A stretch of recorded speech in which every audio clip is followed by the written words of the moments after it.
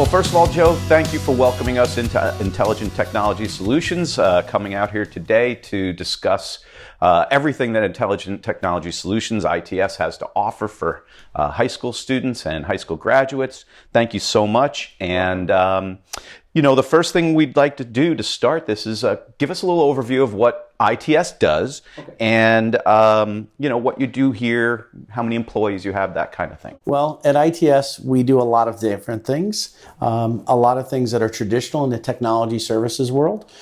We provide help desk services. Basically, a consumer or a customer or a business has a problem. We're the person at the other end of the phone. A lot of other organizations utilize us to provide advice and expertise for systems that they have in-house that they may not have the appropriate resource for. But more importantly, we act as an advisor to a lot of our customers because we do technology. We're not our own doctors. We're not our own attorneys. We're not our own insurance agents. So we do what we do best, and that's to handle the day-to-day operations of things. So what type of companies would use your service? Who are your customers? Our client base ranges from power plants to real estate offices, to mom and pop shops around the corner, to home users, to large national corporations that utilize us as remote hands-on. And when you say technology, what are we speaking about? We're talking about anything that plugs into a wall, whether it be your cell phone, whether it be your copier, printer, your phone system, your network cameras, the PCs, servers, switches, access points, every one of those things and all of those things. And it really depends on what the customer's needs are. Excellent. Does that include software needs as well?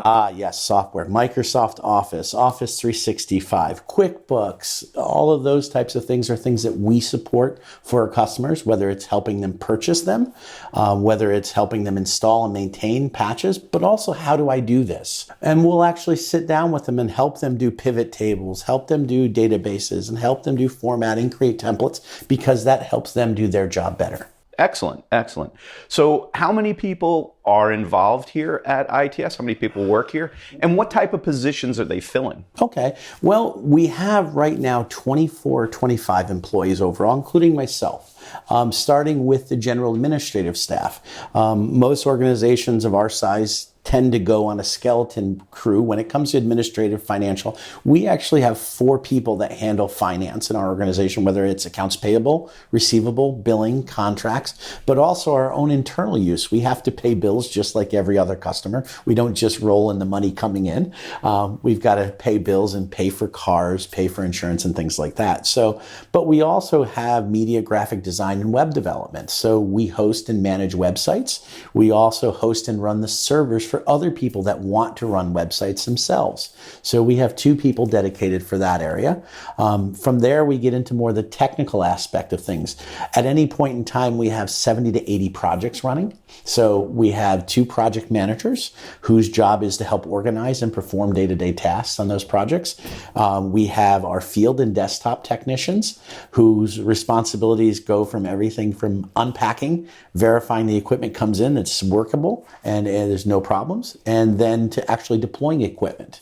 From there, we get into our network engineers and server administrators that actually start to build the systems and make sure things are running correctly. And then you have the chief cooks and bottle washers, the bosses.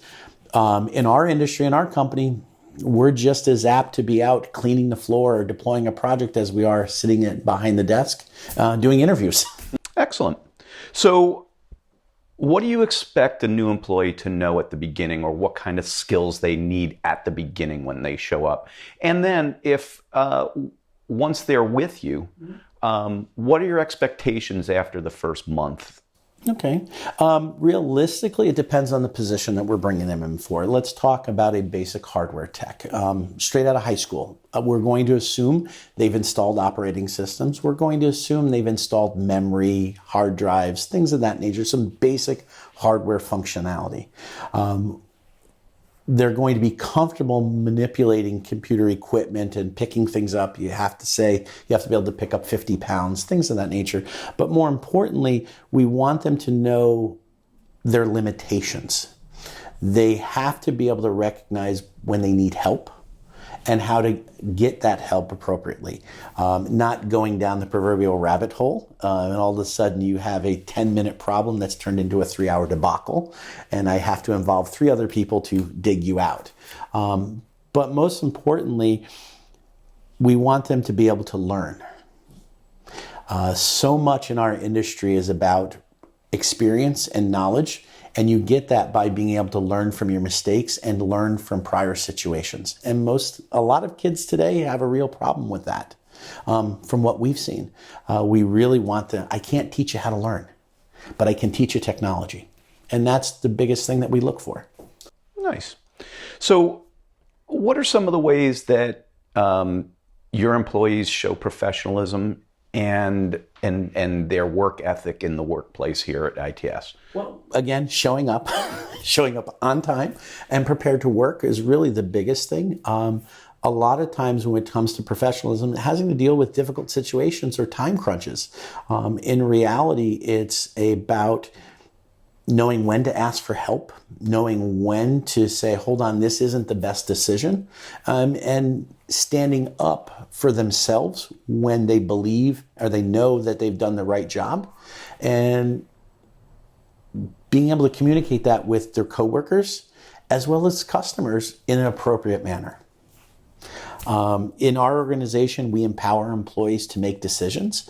We've always said we will go back and deal with the repercussions after, but if in the heat of the moment you're making a decision, we may attack your thought process, but we're not attacking you.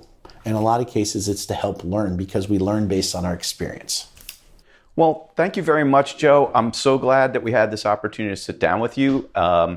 If folks want to reach out to Intelligent Technology Solutions, how do they reach you? Are you on the web? Oh, gosh, yes. www.itsyourit.com. That's ITSYOURIT.com. We accept resumes via jobs@itsyourit.com. But more importantly, it's really just about reaching out and sending an informational or request information, and we'll be happy to talk to you. Thank you so much.